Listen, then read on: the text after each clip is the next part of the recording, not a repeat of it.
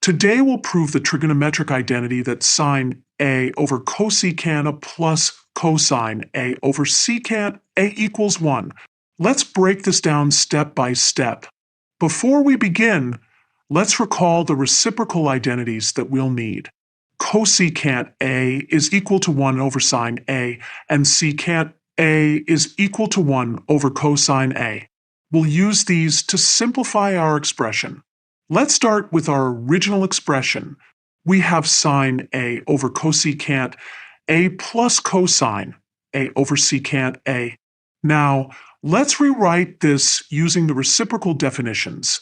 This gives us sine A times 1 over cosecant A plus cosine A times 1 over secant A. Next, we'll substitute the reciprocal identities. Remember that cosecant equals 1 over sine A, so 1 over cosecant equals sine A. Similarly, 1 over secant A equals cosine A. This gives us sine A times sine A plus cosine A times cosine A. Now, we can simplify this expression. We can write this as sine squared A plus cosine squared A.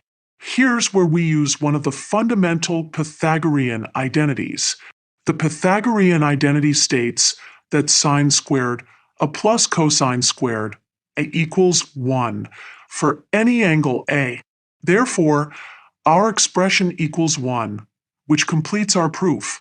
To visualize why this works, let's look at the unit circle. For any point on the unit circle, the coordinates are cosine A and sine A.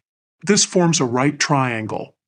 And by the Pythagorean theorem, sine squared A plus cosine squared A must equal 1, since this is a unit circle with radius 1.